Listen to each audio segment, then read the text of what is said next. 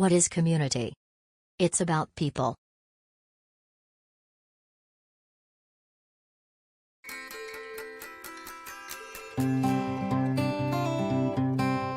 What is it about community that is important to me? Perfect community. What would it consist of? Okay, I'll think of my perfect community.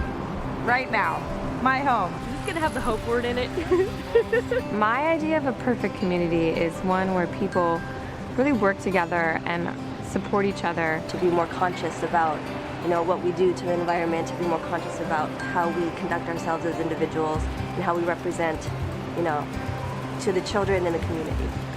Well, the community I'd like to live in would be sort of like an oasis. A place where, you can sit down, have a chat with someone. Even though we're all different, I think at the core we all have a lot of similarities. My perfect community would be a movie theater across the street, a coffee shop a couple blocks down, a sushi place not too far away. So something that kind of has a little bit of everything and access to everything, but still is quiet, so it's not quite so hustle and bustle.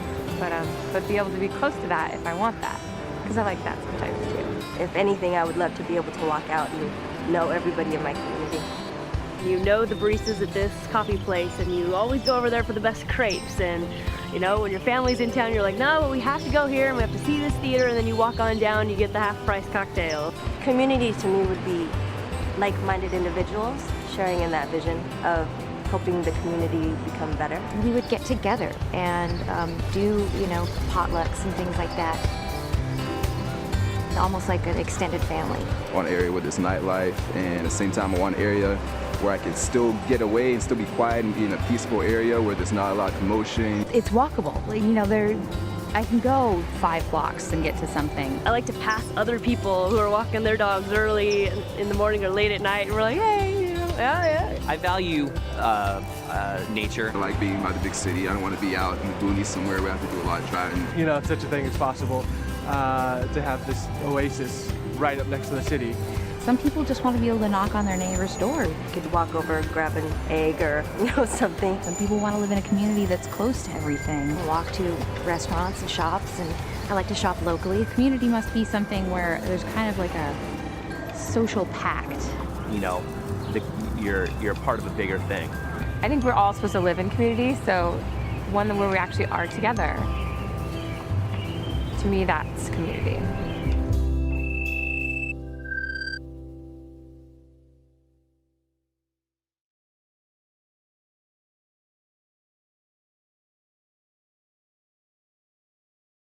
What is community? Community is both a feeling and a set of relationships among people. People form and maintain communities to meet common needs. Members of a community have a sense of trust, belonging, and caring for each other. They have an individual and collective sense that they can, as part of that community, influence their environments and each other. That treasured feeling of community comes from shared experiences and a sense of shared history. As a result, people know who is and isn't part of their community.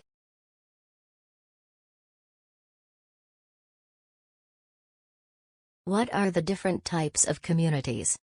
There are, broadly speaking, 5 different types of communities.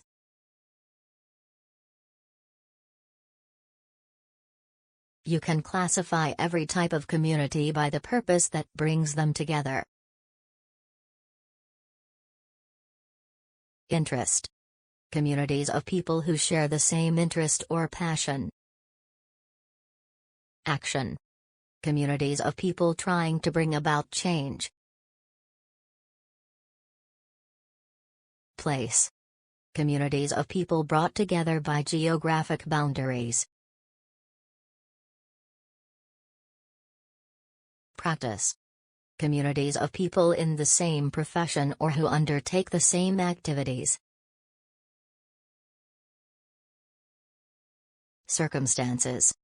Communities of people brought together by eternal events or situations. What communities do you belong to, and what role does community play in your life? For example, I belong to many communities. First is my family and then my work community. For me, community is where I feel comfortable, and I am accepted for who I am, without having pressure on me to change. It is what supports me and helps me grow as an individual. Being part of a community is vital to our health and well-being. It's where we live our lives. What factors make a community? Shared identity, shared purpose, common objectives, shared interests or passions, common behavior. 10 traits of positive communities are: common goals, freedom of expression, address member concerns with sensitivity, set clear policies and obligations, fairness, elect leaders that stand by community values, prioritize effective communication, make smart decisions. So, what is community? Take a minute and think about what community means to you. Defining community is not as straightforward as one might think.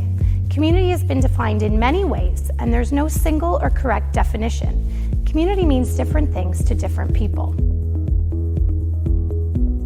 Perhaps you thought of community as your geographic region, for example, your neighborhood or your town or city. Maybe you thought about your community as peers of the same age or ethnicity or gender. You might have thought of community as individuals with a shared interest, like playing soccer or sewing. You might even thought of community as just the wider public in general. All of these things are correct. At its core, community is a sense of belonging. It's important to note that communities will often come together to address a particular issue. For example, trying to prevent a school from closing. Similarly, communities will disband once that issue is addressed. For example, if they were able to prevent that school from closing. When communities come together to address an issue, this is what we call community engagement. Like community, there are many definitions of community engagement. For the purposes of this module, we will define community engagement according to the Tamarack Institute as the process of working collaboratively with and through groups of people affiliated by geographic proximity, special interest, or similar situations to address issues affecting the well-being of those involved. As I'm sure you can imagine, there are many benefits to participating in community engagement efforts. Community engagement empowers citizens to take responsibility for the things that are happening in their own community. It also encourages community members to address the needs that are directly relevant to their neighborhood or their community. When people participate in community engagement efforts, they're able to contribute to and enact change in their community rather than passively accepting the circumstances under which they live. Community engagement, not surprisingly, strengthens community spirit and levels of social inclusion and belonging of its members. When more voices are heard, higher quality solutions to community issues are created, and there's a more efficient use of the resources. Lastly, community engagement efforts can inform both policy making at various levels of government and service planning.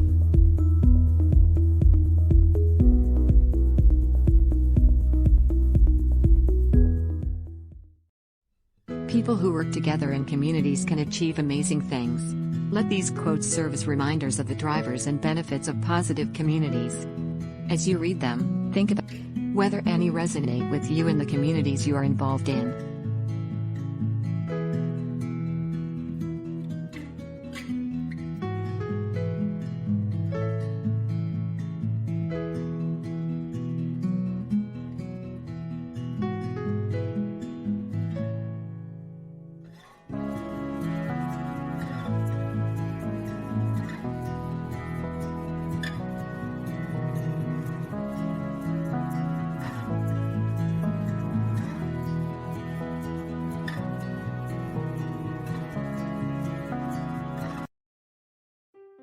Getting involved with the school. One way to get involved is by attending Parent-Teacher Association meetings. By going to PTA events, it helps to show that SACC is involved to parents. This will help the image of SACC with the parents and the school, keeping the presence of the center known, as well as showing that we want to be a part of the community.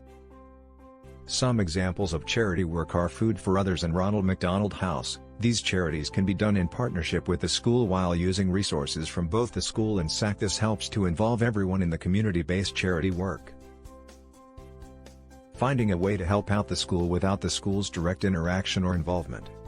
Cleaning the school grounds with the children, allowing them to help out and show the school that SACC cares. Setting up trash cans to help with the trash accumulation.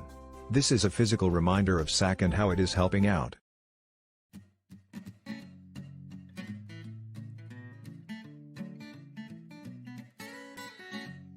Getting your center involved in the community is as simple as being present at community events. Showing up helps build relationships, make those personal connections, and help possibly bring about partnerships for future endeavors. Get your center excited about joining community and school-sponsored events like the PTA Restaurant and Pizza Nights. Participating in School Spirit Weeks is a fun way to join in on school activities, and the kids will absolutely love it. Investigate the needs that would allow your center to get involved through online resources or neighborhood advertisements and posters.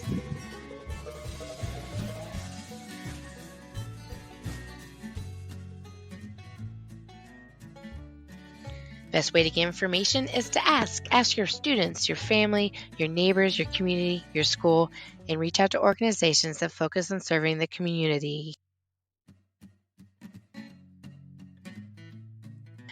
Find a cause to fight for. Find the reason that you want to serve. This could be a passion of yours turned into a volunteering opportunity.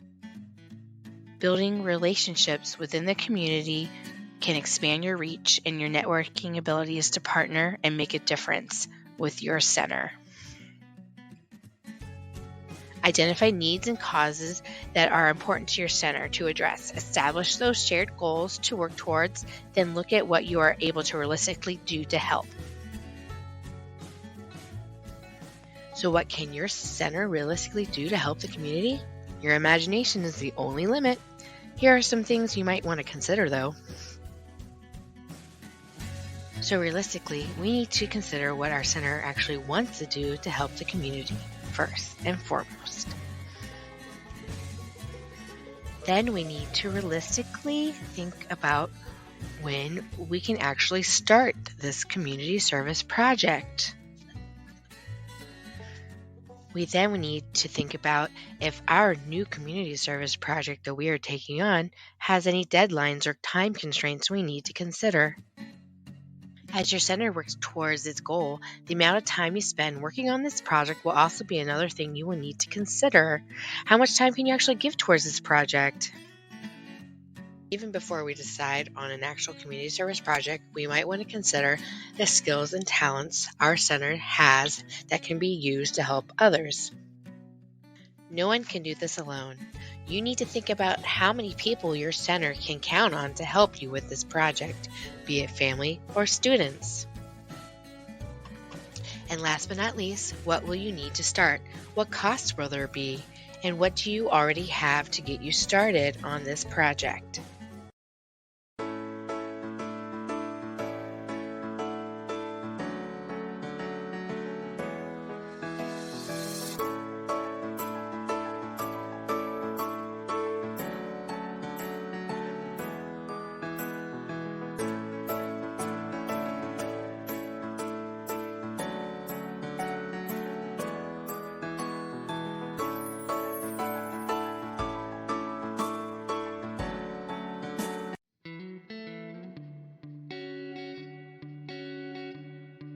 The following slides are information with ways to help our communities. Cards and letters to our troops are a great start.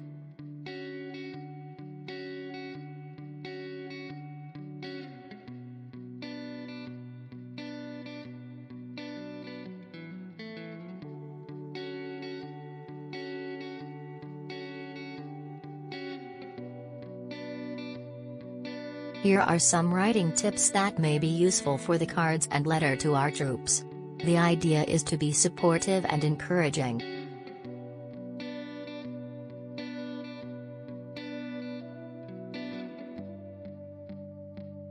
The mission of the Humane Society of Fairfax County Incorporated is to promote humane education, to prevent all forms of cruelty to animals, both domestic and wild, by every legitimate means, and to assist the community with all matters pertaining to the welfare of animals. Gifts of toys, leashes, collars and bedding are also appreciated and are particularly meaningful. The contact information for Humane Society of Fairfax County Incorporated.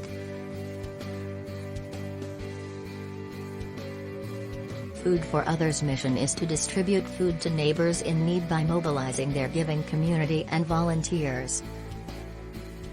They feed over 2,600 families in need every week. In Northern Virginia, more than 70,000 people live in poverty.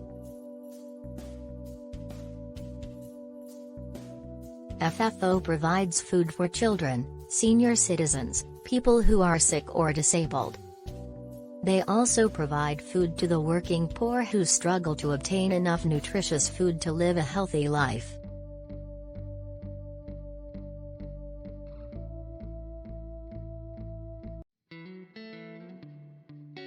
You can host a power packing event to ensure that all children do not go hungry on the weekends. For more information on how you can help, hear the contact information for FFO. Volunteers at Cupid prepare bagged snacks for clients residing at cornerstone facilities. This program allows sheltered families and individuals who are high risk, have been exposed, or tested positive to COVID to safely isolate. Non-perishable items are accepted. Snack bag content suggestions are listed below. Cupid requests for everything to be in a paper Ziploc bag. Here is the information about how you can participate and be a part of a community project. We can help those in need of staying warm in the winter by organizing a gently used coat drive. Anyone can lead this project. The One Warm Coat website at www.onewarmcoat.org has a great deal of information on how to get started. Step 1. Select the dates of your coat drive. There is no bad time to help people in need, but coat drives are traditionally timed for fall or early winter. Allow ample time for the drive so that people who forgot their coats can participate. Step 2. Pick the agency to receive the coats. The coats must be given to the agency for free, and must be distributed to people in need for free. Next, plan your coat drive.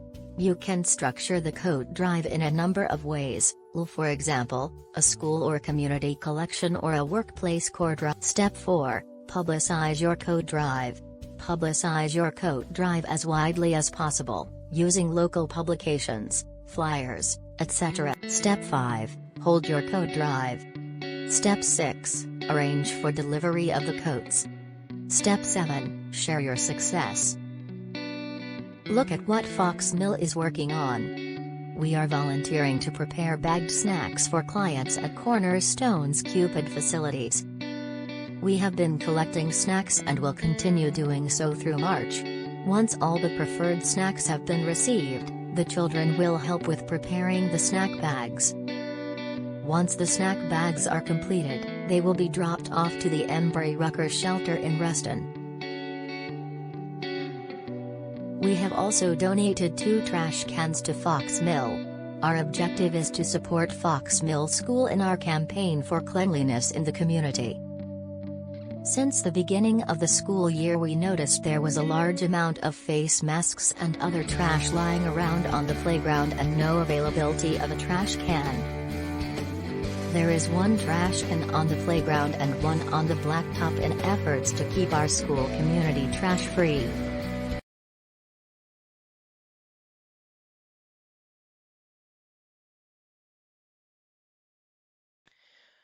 Over the 15 years I have worked for SACC, I have been able to participate and coordinate community service projects that have gotten my students excited and involved.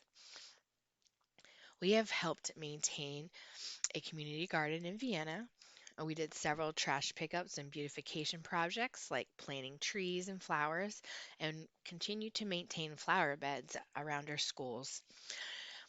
I was also able to use my personal relationship with SAC families to coordinate a pen pal letter writing opportunity for our students with children in a village school run by the Peace Corps in Suriname. One of my parents' daughters, who we kept in touch with, became a Peace Corps representative and worked in that school in the village. And she was able to coordinate with myself and our students a opportunity to pen pal write with those students, and the students absolutely love being able to talk to a person in another country and learn about their culture and what they were doing in the school and how different their lives were. Through that opportunity, our students really got invested and wanted to make a difference.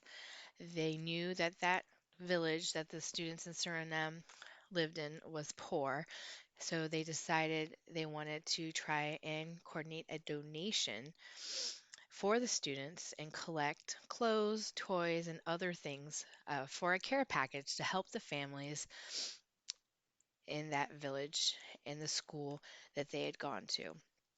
The school had definitely not enough supplies to run like we do, and the students wanted to help in every aspect they could. Other opportunities in the community that I have had were to take a passion, like my passion for animals, especially dogs, and help work with a rescue called the Friends of Homeless Animals.